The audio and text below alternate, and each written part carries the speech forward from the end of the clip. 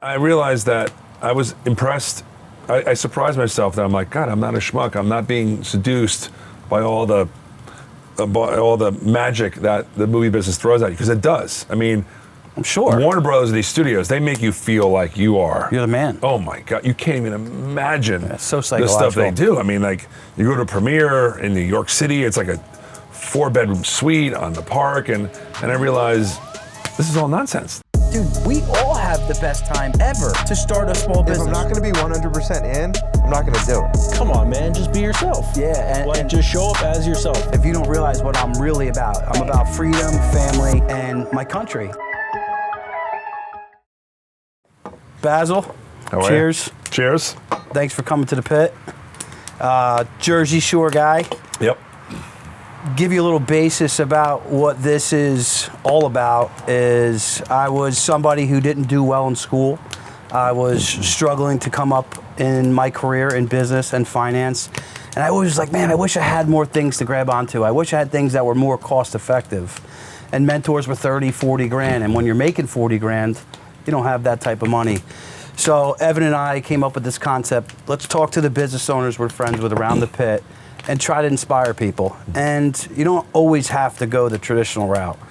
So being who you are and what you have been able to accomplish thus far, and I'm sure you're gonna do much more, I really appreciate having you here. I know Evan and everybody else who pays attention, so Thrilled cheers to be here. you. Thank you. Thank you.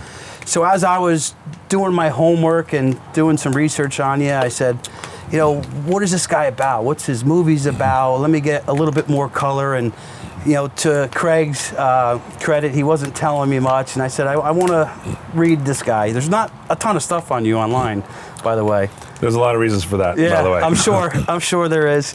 But as I discovered, you're really just a Jersey Shore guy like all of I us. am.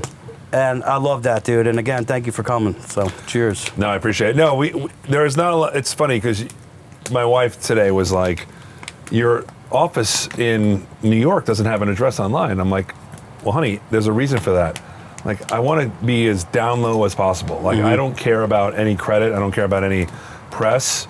I care if the stuff I work on is interesting and cool and people respect it, and if the check clears. But other than that, I want to keep my head down. That's why I moved to Jersey. I want to just be a normal person and a dad and a friend and a husband, and and just be like a normal guy, which is a hugely important thing for me.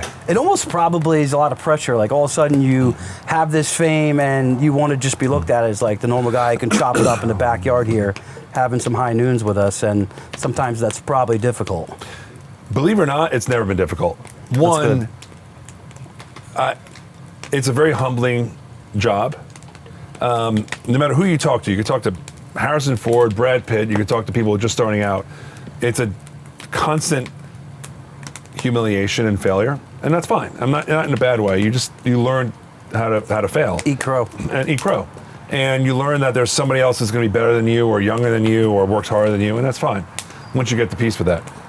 But for me, it was never, coming back to home, I never felt, even for a second, that A, did I feel cool, or B, anyone even give a shit about who I was and who my family was. In fact, as my friends know, Craig and Dennis who are here, I'm known more for like being the dad of my kids than anything else. And that was the kind of the whole point of coming back, was just to be, a normal human being. You throw a pretty good party for the Booster Club too.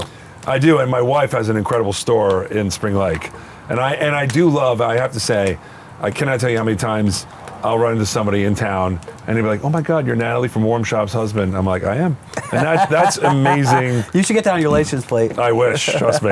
Natalie's husband. I know. So I'm going to kind of chronologically walk through your life and really lay out your story for people to understand it. So born in Teaneck, New Jersey. Holy Name Hospital, yep. Wikipedia was correct. Sometimes Yes, they're incorrect. You lived in Freehold and Spring Lake growing up. The Heights. I wasn't that fancy. I was on the other side of the tracks. Now you're that fancy. Yeah, now I'm fancy. But I'm a Freehold guy. Yeah. And that's where I grew up on Elton Delphi Road. My brothers are there. Blood brothers, but like my friends. Yeah. And that's the system I grew up with, the Freehold system.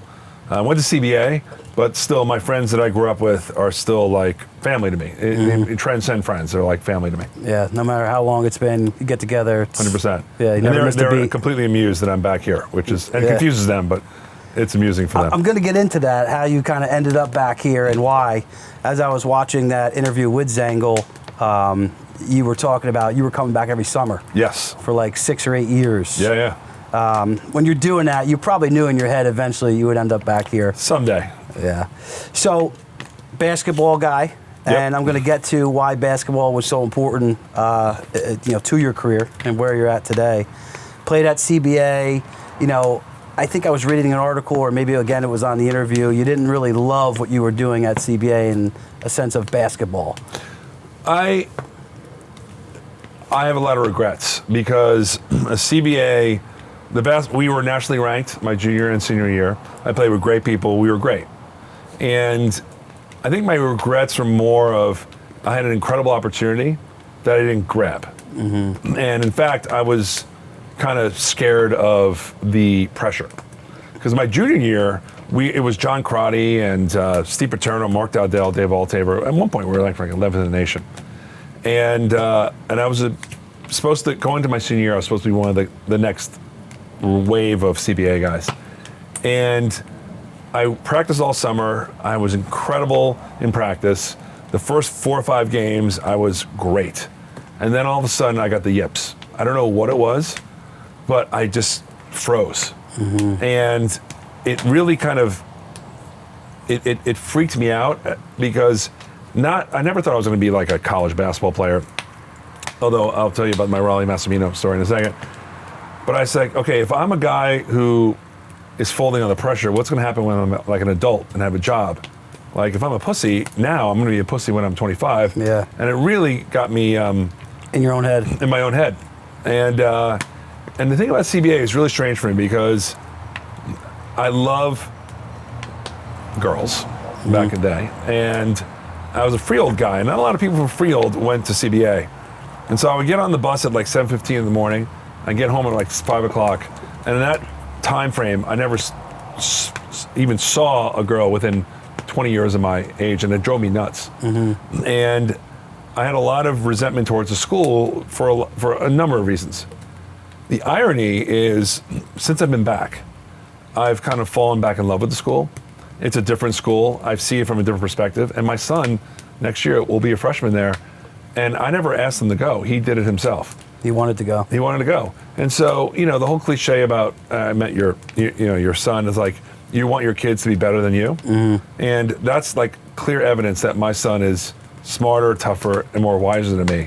Because I looked at things from here when I was his age, and he looks at the opportunities and the people, the friendships that he can make. And so my relationship with CBA has really evolved. Now I'm in the CBA Hall of Fame, which is absurd. Yeah. Because I didn't set foot on campus for 30 years, literally.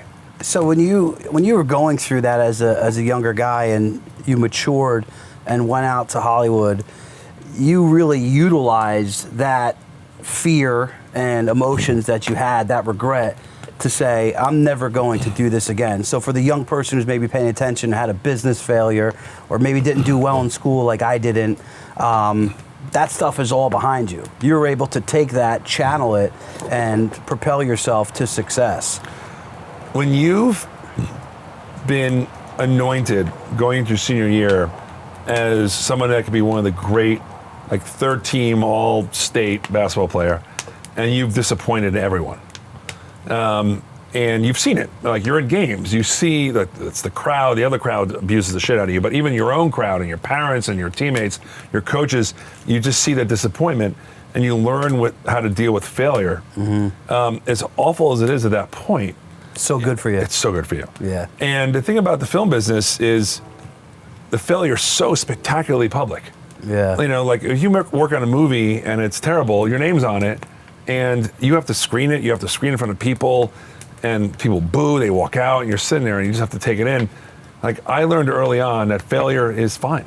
Yeah. Like you survive. Like, frankly, if you don't think you're going to fail in life, you're an idiot, or you're not reaching far enough. Yeah, you're not going big. You're not going big, and there were many times when I was at CBA my senior year going, God, I could go to Freehold Township, score 21 points a game. Be a hero. And be a hero. Yeah. But I'm like, I'm here. That's I'm here. weak. It's weak. Yeah. And so that failure taught me a lot. Yeah. And I've always said, like, you don't learn anything from the wins. You learn everything from the failures. Yeah. And that's like cliche to say, but it's so true. So true. Yeah. So as you moved on to the college career, you were a walk-on at Villanova, correct? Ish. So if you were Walk-on-ish? if you were a 24-year-old girl and I was 24 and we were in Manhattan Beach, I would say yes. Mm-hmm. But the reality of it is, so when I was a junior, John Crotty, who went to UVA, his second choice is Villanova. So I knew Raleigh because he came to all the practices. My senior year, Mark Dowdell, was my year, went to Villanova. So I knew Raleigh for years. And I was supposed to go to West Point, believe it or not. And I failed the medical. And I've got to become friends with Steve Pannone and Raleigh.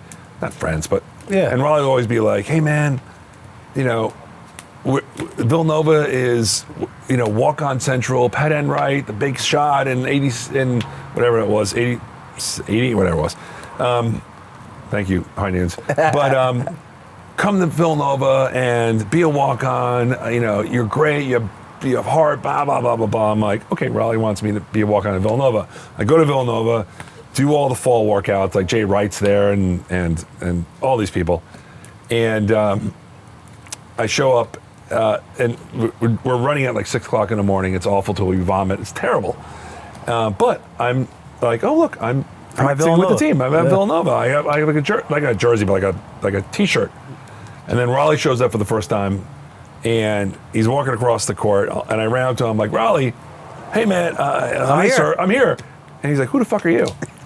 And I realized at that moment, I'm like, oh my God, I got hustled. Yeah. And but also I thought, I was burned out. You know what I mean? I just didn't have the passion for basketball. It's a lot. You're playing, double sports in high school, and then you get to college, and you're like, "Am I really going to go pro? Is this I wanted really to be a college kid. I wanted to have fun, oversleep my classes, and be a goofball. Yeah. It just was. I didn't have that fire.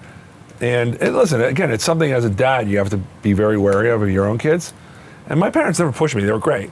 But I was just like, I just didn't care about it enough. Yeah. I just was, and so I have no regrets. But, so I was a practice player. And what a practice player was at Villanova was, there was interns, and then there were the players that just went to practice. And I was a practice player, so I broke my ankle, and thankfully I was done forever. Yeah, never went back. Never went back. And the great thing is I could always explain like, oh, if I didn't break my ankle, I would have been a star. But I would have killed it. Yeah, I would have killed it. So as you graduated Villanova, you were like, what am I doing with my life? Do I want to go? You heard about film school. You're like, this sounds cool. Yep. Maybe I'll like it. Let me go discuss this with your parents. And they were quickly right on board, which shocked you. It was because, when I was a philosophy and political science double major at Villanova.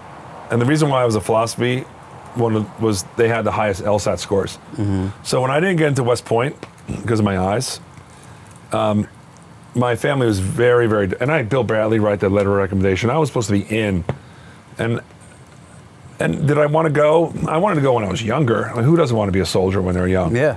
But I remember I went there and I spent like an overnight trip there, and everyone I met was like, why would you want to come to West Point?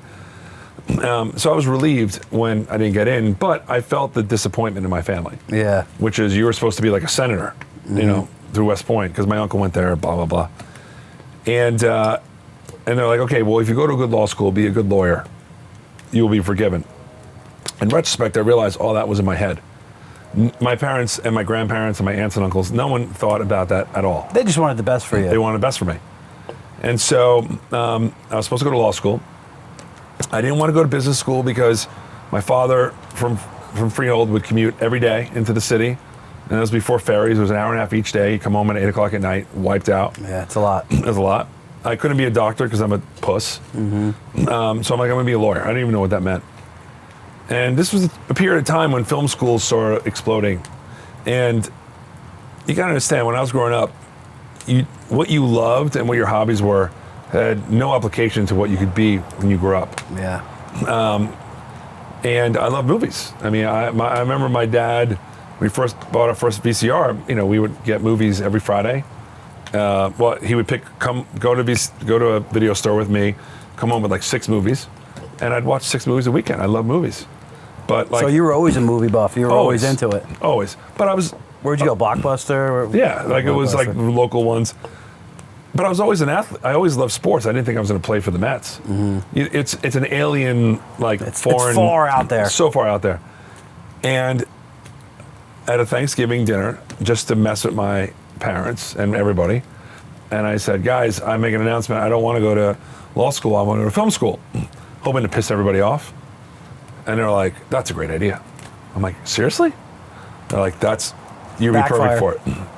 And so I applied to USC Film School, the graduate screenwriting program, and I got in. And it was pretty miraculous at the time. And when you got out there, though, you didn't continue it. No. The whole program. No, so I lied on an application to do this incredible internship program called Who Do You Want to Be? And it was, you spent like 3 weeks with different people in the movie business.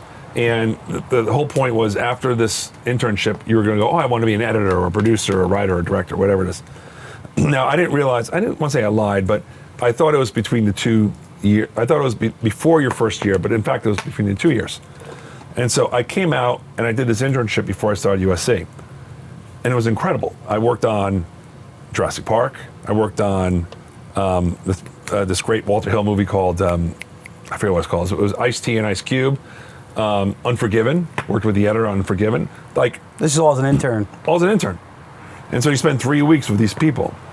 And everyone I met was just like, you're a go-getter, you know movies, why are you going to graduate school? Go work. Yeah. I'm like, why are you well, wasting your time here? Yeah, why are you wasting your time here? Like, go to work, just go do it. What are you doing? Like, if you want to write, go write. If you want to produce, just figure it out, go work. You don't have to go to graduate school. And you got to remember, USC Film School at the time was like the Harvard of film schools. It's a place you wanted to be. One place I wanted to be. And so I lasted a semester at USC because, not to sound like a pretentious asshole, but I looked at the synopsis of like the year. I'm like, oh my God, there's nothing new I'm going to learn until the end of my first year. Yeah, this is ridiculous. Miserable. And so I took a semester off. So you're technically a college dropout. We like dropouts. I am dropout, yeah. Yeah, we like that. I took a semester off and I became a PA, a production assistant. I worked on music. At Warner? No. I worked on a couple Whitesnake videos.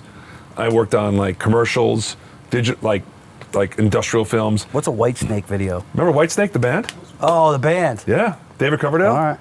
Oh yeah, 3 of them. You just do. Never heard of it. You never heard of it? No. Oh my God. Never heard of it. You're young. You're much younger than me. Yeah. But it was like hard. It was hard, like early '90s rock, and I was miserable because it was the worst job in the world. I've told the story a number of times. At one point, we were shooting in downtown LA, and they were like, "Okay, you have to go like 4 blocks that way and make sure no one comes onto set." You're like a crossing guard. And they're like, "You got to wear this helmet, like a hard hat." And I have a huge head, and the hard hat they gave me was like a yarmulke on my head. It was embarrassing. I'm like, I'm not gonna wear a hard hat. I go down this alleyway, and a bunch of homeless people dump like a bucket of shit and piss on my head, and they sent me to the hospital. And I'm like, the movie business sucks. This is terrible. But that was my Introduction to movie business. It was like I thought I was that person who graduated college and said, oh, I'm gonna go to Madrid for 2 years or LA or wherever, and then come back home and get a real job. So as you then got a job at Warner in the mailroom, correct? Was it your first position there? No, it was a mailroom at a talent agency, UTA. Mm-hmm. There's like 4 big talent agencies: CAA, William Morris, Endeavor, ICM, and UTA. So that was a miracle. That was the biggest. That was when everything changed. I got into the mailroom at UTA. Everything changed. And when did you get to Warner? I got to Warner in 1995. And I was reading this, or I saw it on the other interview, but basketball came back into your life. Did. Someone came to you and was like, hey, you look tall, you look like you can play basketball, you any good? You're like, yeah, I'm decent. They're like, hey, we play in the parking lot on lunch. And as you went out there, you were able to meet all these executives. You were able Yeah. to meet guys like George Clooney and Yeah. Marky Mark, and Yeah. kind of started to allow you to build that rapport with these people, which probably helped you ascend up the ladder there. Not even a question. I mean, first of all, I got the job at UTA because Jeremy Zimmer, who's now the head of UTA, was like, "You play basketball?" I'm like, "Yeah." He's like, "Great, we play every weekend." So he got me in the mailroom, and I played with agents and famous clients and all these people when I was 23, 24 years old. But when I got to Warner Brothers, literally the first day, I'm like 24, or about to be 25. Steve Spira, who's head of business affairs, was like a legendary guy, huge basketball player, comes up to me first day. I mean, I'm there for like 15 minutes. He's like, "You play basketball?" Yeah, he already knew. And he goes, "Yeah." He's like, "We play 3 days a week on the Warner Brothers lot. There's a very famous court on the Warner Brothers lot that was just built." He's like, "Come out." And so I came out, and it was all these like young actors like George Clooney and Jamie Foxx, Wahlberg, all these people, like you can't even imagine. And we all became friends because all we did was play basketball together. But it was incredible to me because like you'd look over and like where Dennis is sitting, it'd be like Julia Roberts. Yeah. Because we were right next to the Friends stage, literally right next to the Friends stage. So it'd be like, you know, all the friends like Jennifer Aniston and Courtney Cox, and Julia Roberts was there because she was dating, I think, Matthew Perry. How old were you at the time? 25. Now, were you thinking producer? Were you thinking anything I was thinking in that realm, or I was thinking, like, why am I here? yes. I was like, what just happened? I was like, I'm playing with house money. I'm way ahead of schedule. So just be present. Just learn. Just meet people. You know, things look clear in retrospect. At the time, I was like, okay, I'm a Jersey guy. You know, I'm not connected. I have no connections at all. Sooner or later, someone's going to figure out that I'm a fraud. So while I'm here, just go hard. Why did you think you were a fraud? Well, because I'm a Jersey guy, and we all do. You know, it's like, you know, we're outside of New York City. Like, we look across. I mean, Gave you a little bit of a chip. Gives you a chip. Yeah. That chip has made me who I am today. Yeah, chips are great. Chips are great. Utilized properly. Absolutely. Not in a negative way, but used to fuel yourself. Oh, 100%. So as you got into Warner, when did you start helping produce or working on some of these, you know, shows or movies? Right off the bat. I mean, the first movie I worked on was Heat. And I worked on a ton of movies. I worked on really good movies and really bad movies. What were you doing? I was like an executive, so I was a suit. You know, I was one of the suits. Warner Brothers finances the movies, so you're the guy who gives the notes and watch dailies, and you watch, if you watch Entourage, we're the guys in the suits. Yeah. And which is crazy to me because Entourage is such a good show. such a good show. Such a and good by the way, show. shockingly accurate. Yeah. But the crazy part was, my mentor, Lorenzo de Bonaventura, which is a great name and a great guy, he hired me. He was going to be he was the ascending prince, and he ultimately became the president of the studio. And he's like, I'm hiring you because you're 5 years younger than everybody else, and I want to mix things up. And he threw me in the deep end. And so Create that friction on purpose. exactly. Yeah. And so I went toe to toe with directors and actors and producers that I grew up with. You know what I mean? Like I had meetings with Oliver Stone that were like legendary. Just the two of us just yelling at each other about like Any Given Sunday, about the script and all that stuff. Great movie. And he God bless him, he threw me in the deep end. He was just like, you'll figure it out. I had a guy on here a few weeks ago, and he had a great line: "If you're not squirming, you're not learning, or if you're squirming, you're learning." Yeah. And that's so true. Anytime you're uncomfortable and you're thrown into the fire, no pun intended, you're figuring it out. So how long were you with Warner Brothers? I was executive there for 6 years. Executive for 6 Yeah. years.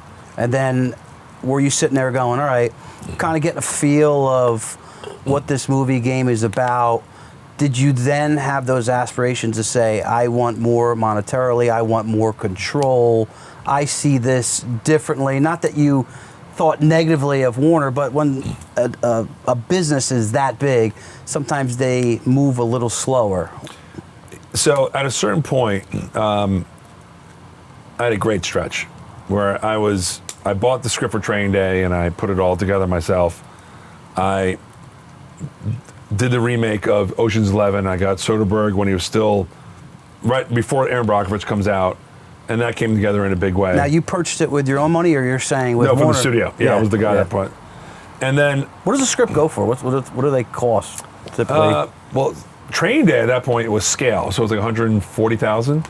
I'll remember on Ocean's 11 it was 500 grand because that was a lot at the time. And then I went down to the Promenade. This is a cool story. So I went to this, all my friends and I went to Santa Monica Promenade to watch some like college football game, or I forget what it was. And we get loaded. And we're like, okay, we can't drive home. And so I'm like, I'm gonna walk home, which was stupid. It was one of those drunk decisions.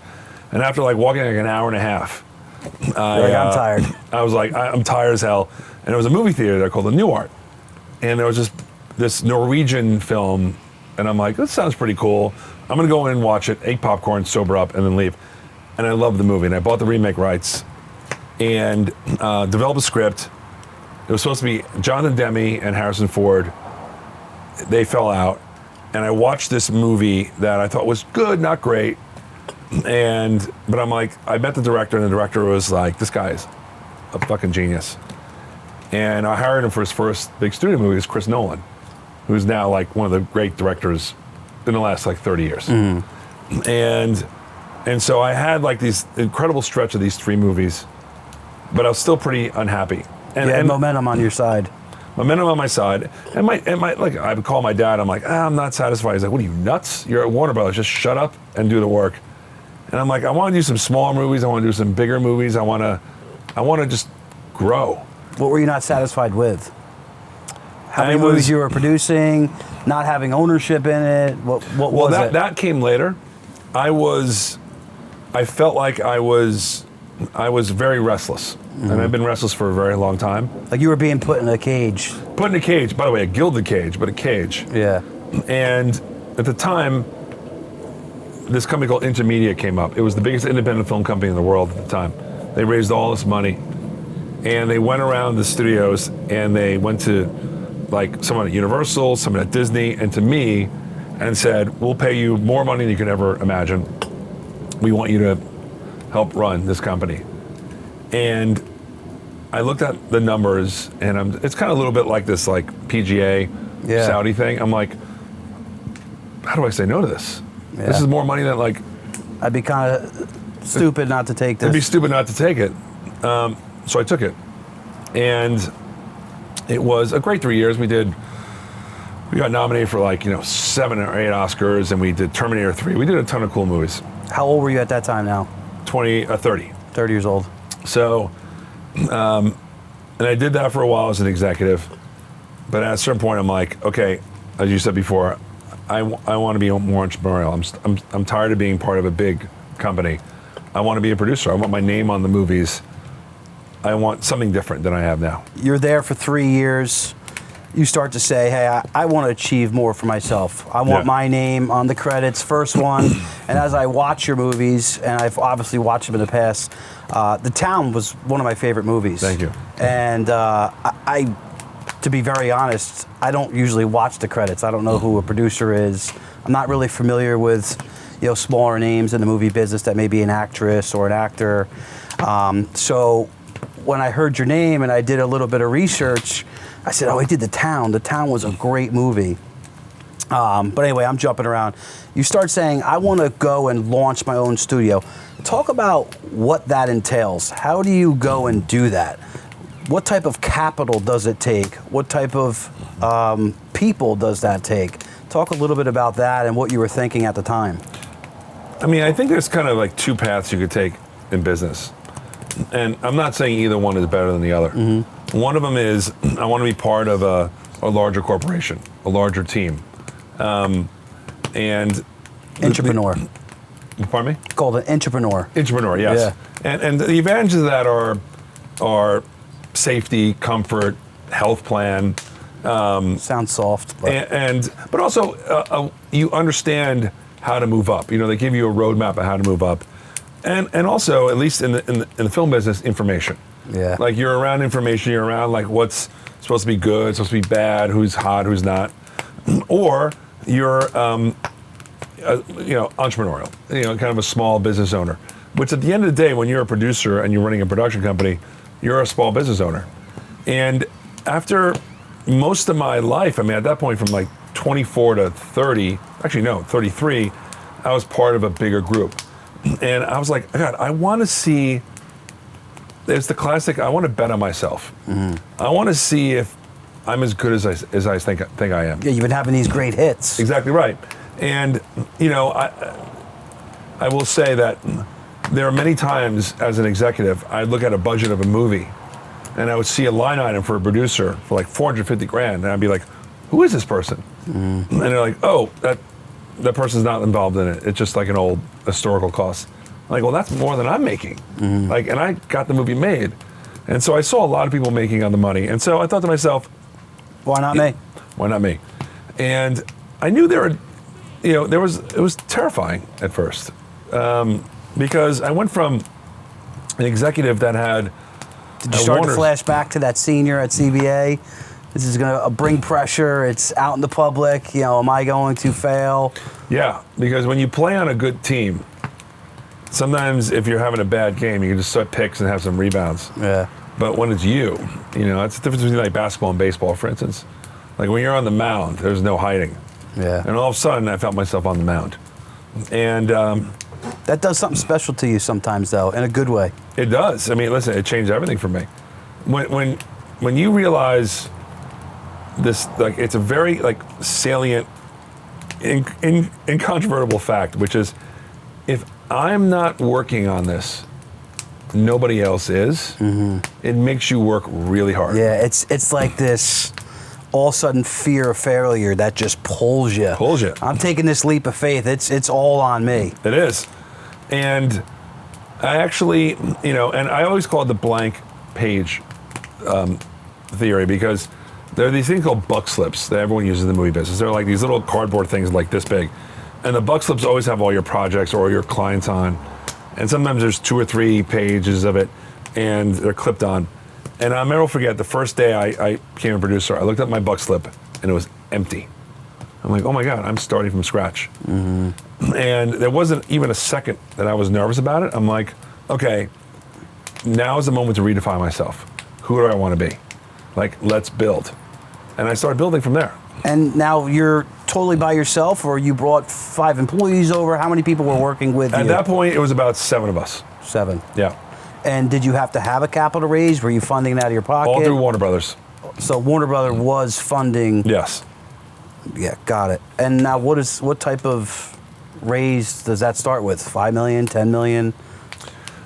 Well, they give you about $1 million of overhead. They give you, at that point, about like $350,000 of a fee for me. Remember, not just the fee, like you make money when your movie goes. And in exchange, they get a first look at all your projects, which sounds like, what a great deal. But why? Because they're distribution?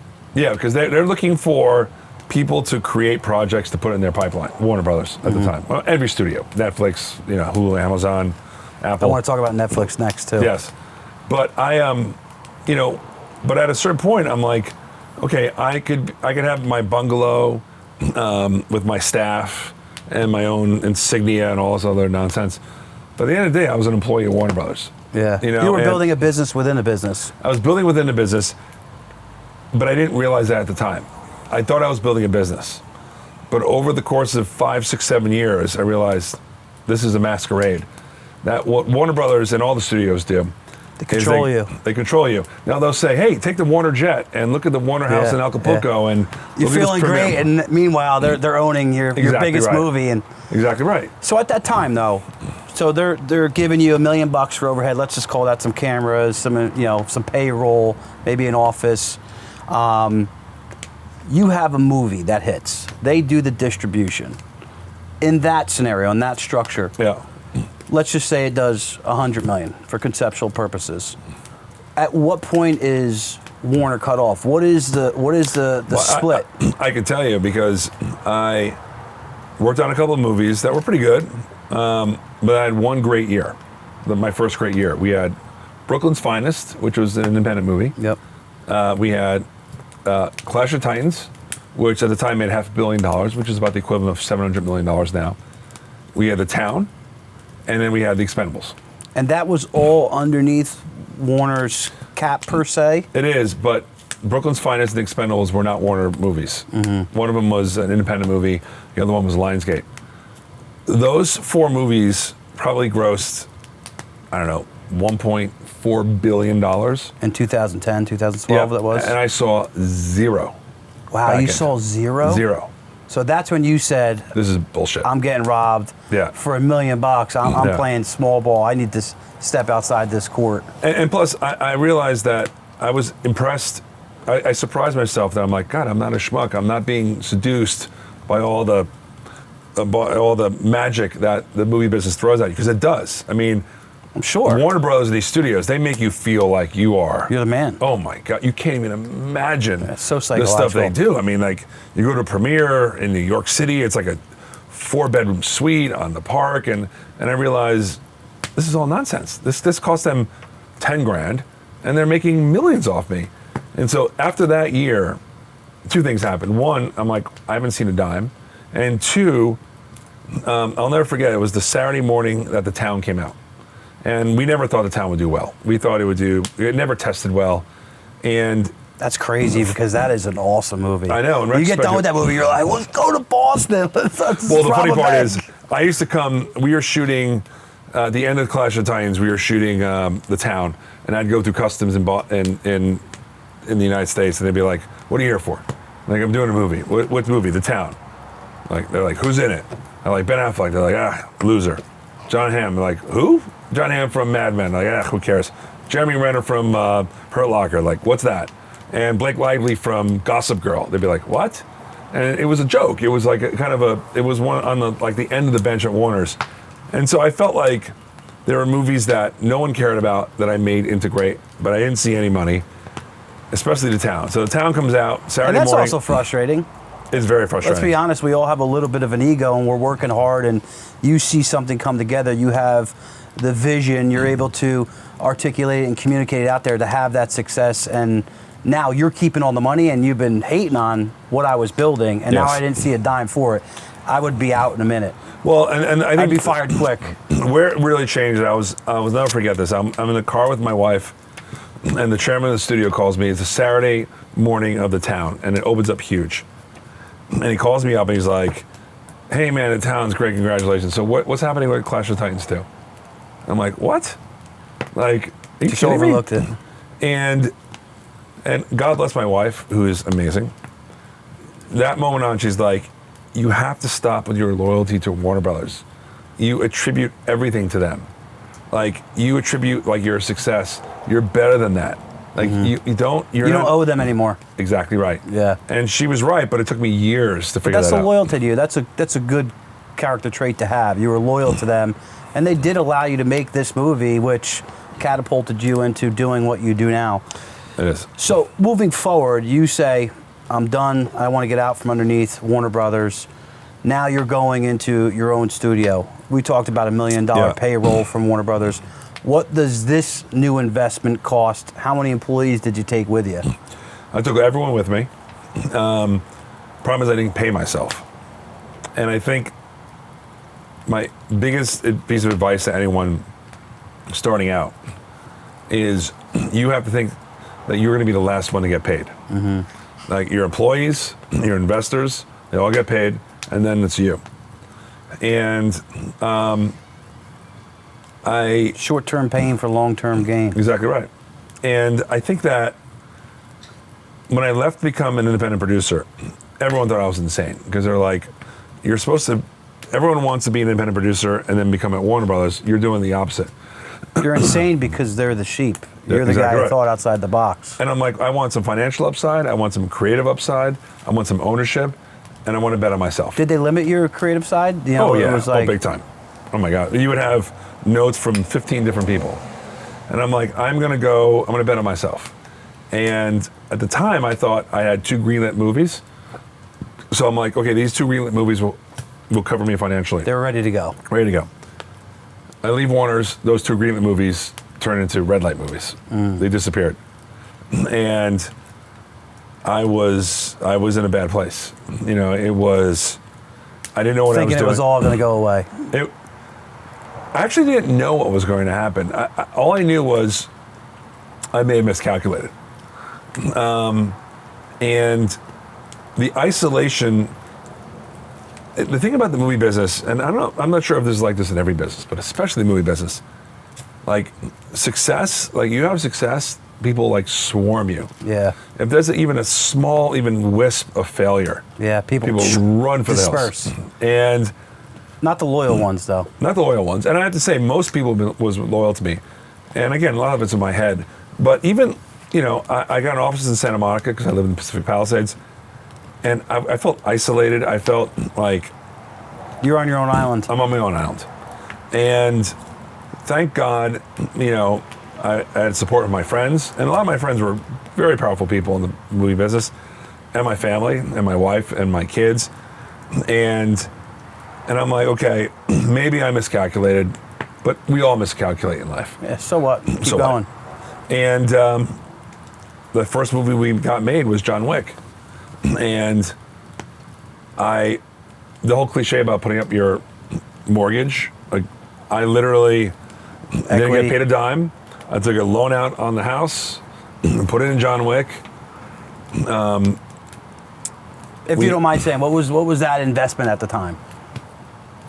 $1.3 million. $1.3 million.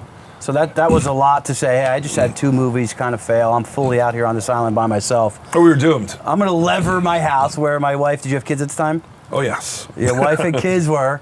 And but Did I tell them? No. But kudos to you. Kudos to you for saying, I'm going to put this all on my shoulders. And again, now that's that jump off the cliff. I'm going to get it fucking done. And I think that puts people, at least for myself, puts me in this hyper-focus mode that I'm not losing. Like, people start talking about recession now. I put that in my mouth and I swing it around like I'm a hyena, dude. And I'm like, recession's going to get crushed by me. That's the thing. Like, you can go online and you can look at this. It's pretty incredible. If you go online and you Google Keanu Reeves fat, when we were trying to raise the financing for the movie, he shows up at the Cannes Film Festival in a full white, like, suit, and he's 100 pounds overweight. 100? Oh, wait to see it. Just Google it. It's insane.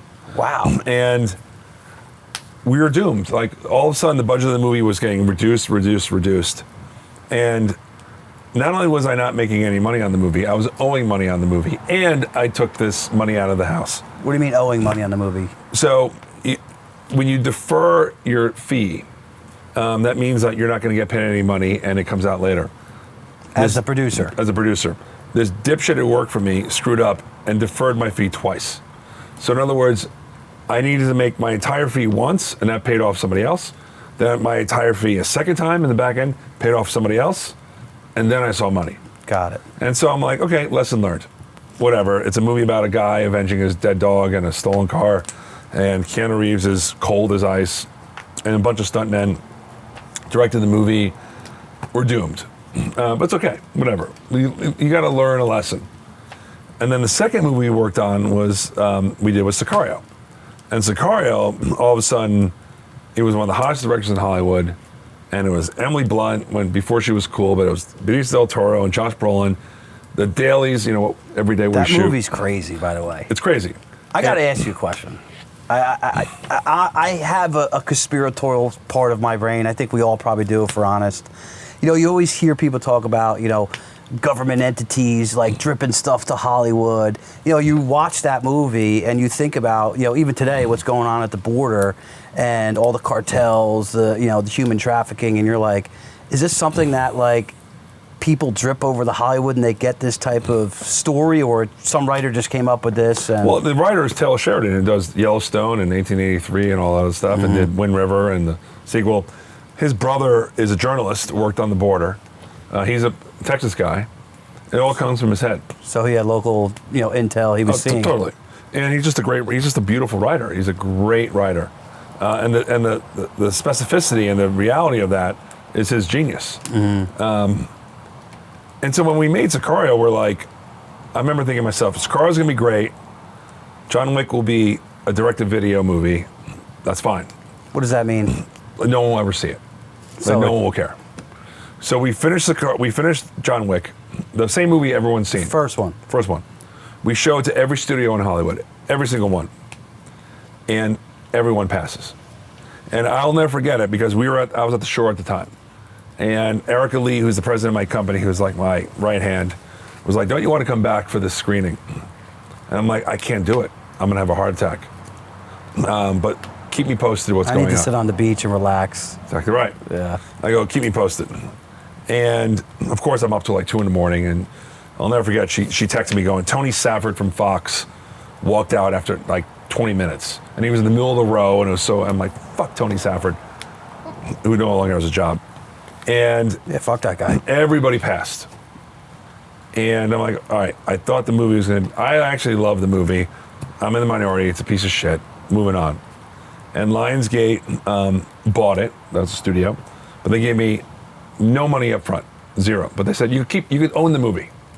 So 100% equity on the back end. They're like, you can own it, it's yours, you own the IP. Now, does the actors get a piece? Oh yeah, Keanu gets a piece. He gets equity ownership of it as well. Yeah, so it's a back end. Plus you pay him up front? Oh yeah. But So he gets pay up front and he gets equity. But Keanu, God bless him, cut himself to the bone. He is. You always hear stories about Keanu, all true. Yeah. A prince of princes. Rides the subway, very the best humble. guy ever. Yeah. The most generous, great. I could go on and on. So you have 100% equity. Lionsgate's going to distribute it for you. It goes and does what when it was released? That's the thing. It did okay. It was known as like, oh my God, Keanu Reeves has a great reviewed movie because he's been in so many shitty movies. It made like $44 million, which is okay. But when it came out in like the ancillary, home video and pay-per-view, Took off. it had the same numbers as like Hunger Games. It did huge. And so the studio was like, What do you think that was about? Why? people discovered the movie. Yeah. And the movie's like crack for people. I mean, we just previewed John Wick 4, and it's too long when people are nuts. There's something about that Keanu, that character, the tone, the idea, the action, the style, that people are, you just don't know. That's the thing about, I've worked on movies that had the greatest writers, directors, scripts, DPs, and you look at it and like, they just limp. And then you have ones that are just messy, and they just work. And that was John Wick. And Now the second one, did you go with Lionsgate again? Oh, Or yeah. Now you had more people coming to the table. And oh yeah, now everyone takes credit for Lion. Now it's like, it's the success has 1,000 followers. Failure's an orphan. John Wick has about 10,000 followers, Yeah. and it's been I was big in getting that produced. I was big in getting that distributed. all of it. And, I'll read articles going, oh yeah, he's the guy who wrote John Wick or produced John Wick. I'm like, I don't give a shit. The check's clearing. It's great. I live back in New Jersey. I'm all good. No complaints. What did the second and third one do? I know when you Google it quick, it said worldwide did over what, $2 billion of total revenue. Yeah, the craziest thing is each movie has doubled the previous movie, which never happens. In the history of showbiz, in a franchise, there's never been 3 movies where each movie doubled the box office of the previous. So as a businessman, you said, I see this explosion. It went to the home market. Do you then negotiate and try to get another 100% equity? Or did you say, I'm going to hedge a little bit, take a little bit more upfront money, and then take 50% on the back end? Yeah, at that point, you're like, I took too much risk this far. exactly right. Yeah. You look into the abyss. There's only so many times in one's career you can look into the abyss. Yeah. I think you have to do it a number of times, or 1 or 2 times. But I was like, and we all talked about it. We myself, Keanu, the director, and we're like, let's just write it out. This is fun. And we didn't know, because John Wick 2, remember there were 2 directors on John Wick 1. It was Dave Leitch and Chad Stahelski. Dave Leitch, great guy, went on to direct, Bullet Train with the Brad Pitt movie, and what's the movie called with Ryan Reynolds, the superhero who's really profane. What's his name? Whatever. He has a great career, but he was just like, we got lucky. and let's not push our luck, which I totally understand. And so we all sit around going, okay, let's not, we're playing with house money here. Like, let's not get too full of ourselves. Let's just take some money up front and run it. Yeah, smart. And we didn't realize John Wick 2, like, kind of cemented a franchise. Yeah. Now, John Wick 3, did you go for more equity? No, at that point, we just wanted upfront money. Just stay in a place.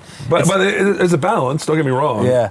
But it's, but sometimes the numbers are like, you gotta go, all right, I'm just gotta take it. with The a smile. Contractor is another cool movie I watched recently. Oh, you saw that? Yeah. I love that movie. Yeah, I think it's really good. And the concept of it kind of reminded me of what went on with the pandemic recently. Yeah. Obviously there's always a ton of different stories about what went on, but the basis of it was this guy was he Middle Eastern or?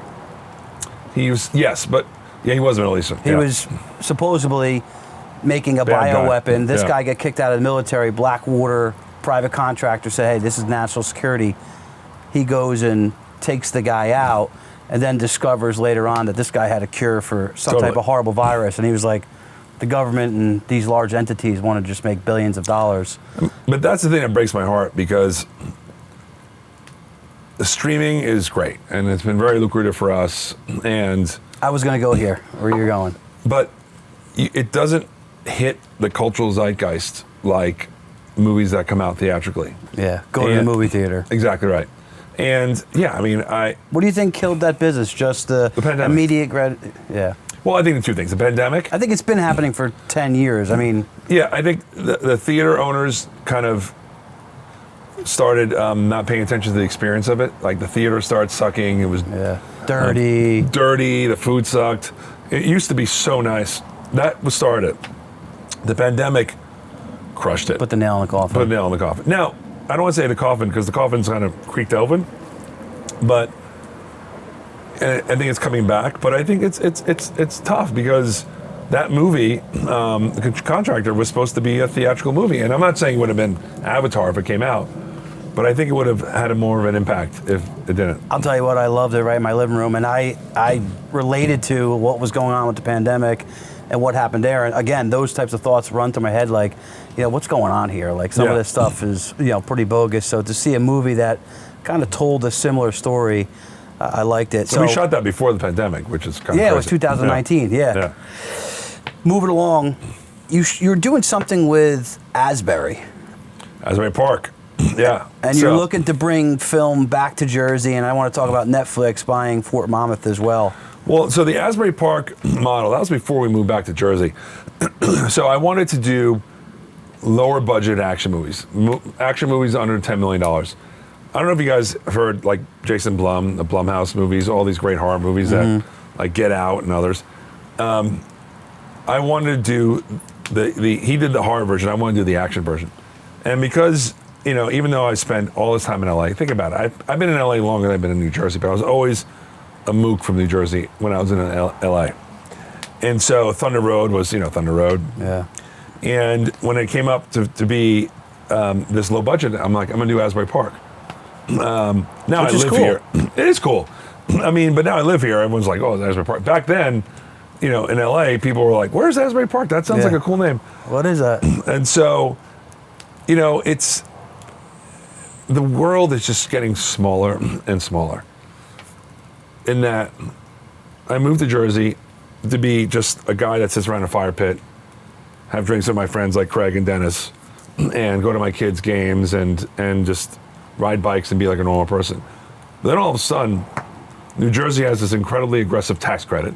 So we shot Bruised, this Halle Berry movie here. We're about to shoot another movie here in the fall. Where'd you shoot it?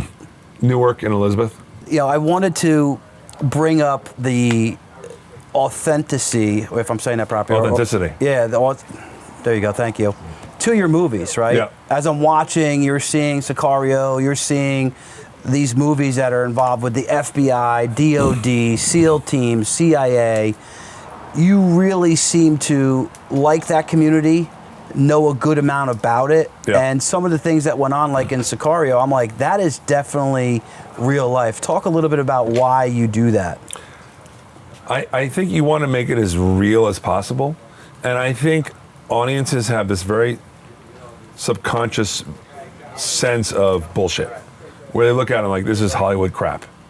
And so I want these movies to feel very real, because then the emotions are real and the stakes are real.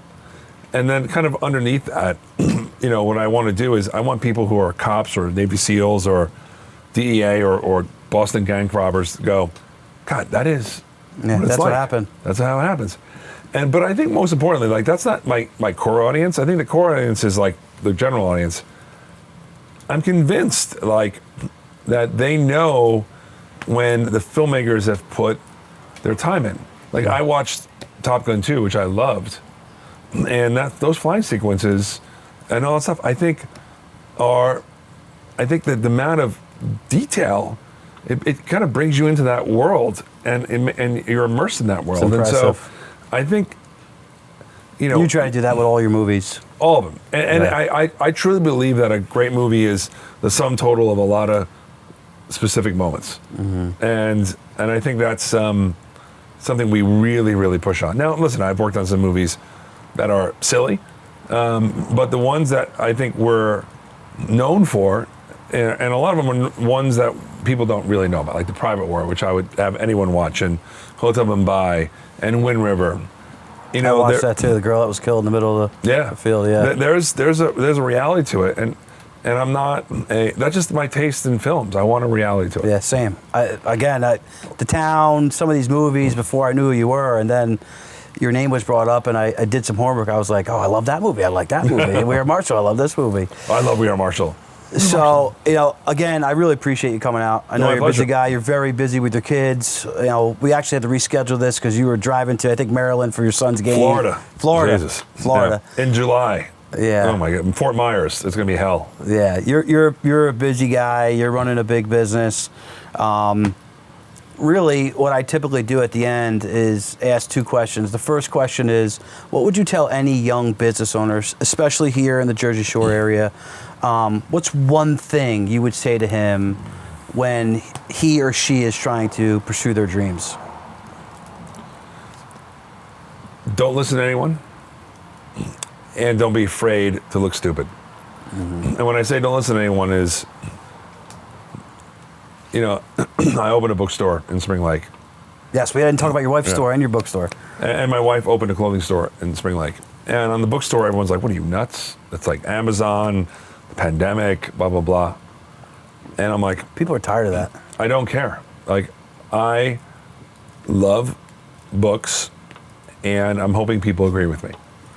And it has. My wife, opened this store with high-end clothes. And what's the name of her store? Warm. And right downtown, right? Right downtown. And she's done incredibly well because... And your wife's name? Natalie. And I think for a business owner it's the same thing I kind of do when I started being involved in the good movies. Make a movie that you love and hope that people agree with you. Yeah, it's like your tribe, people who think like you do. Exactly right. And so, unless you're some alien, chances are, if you love something and you're passionate about something, just double down on it. People will come. May not come right away. And so don't listen to people saying, oh, you can't do it because of this. I didn't listen to anyone. And I walked in completely okay with failing. Yeah. Failure is not that big of a deal. Once you demystify it, it's not that big of a deal. Think about how quick the news cycle is of like large things like, wars that are going on. All of a sudden it's like, it's gone. No one's talking Completely. about it. Yeah. So, you're doing something as a small business owner, and not that that's not monumental, but let's just say it fails. No one's sitting there talking about it a year from now. They don't even remember. Plus, if you're going to go down, don't you want to go down? Swinging? Yeah, I do. You don't want to go down going, I went down because I try to, appease some. No, go down. Authenticity, I think, is so underrated. It's lacking. It's lacking. And when people realize that and I've seen this much less so as a film producer, but as a business owner and my wife, when people notice that, you put your heart and soul in something, people root for you. Yeah. I have people come into my wife's store and my store because they're like, we're going to make sure that you succeed. because we put ourselves out there. And what's the name of your bookstore? Because that was my next question. Thunder Road Books. Thunder Road Books. I was just say give a shout out to 2 business owners, Yes. but you and your wife's store, and that's fitting. Well, dude, I really appreciate you No, coming. my pleasure. I think you're gonna like this, final version of the episode, and Awesome. I hope we're able to, have some fun. Done. Cheers. I appreciate it. I hope I don't look too fat on the thing. Cheers. Same. I say the same thing every week.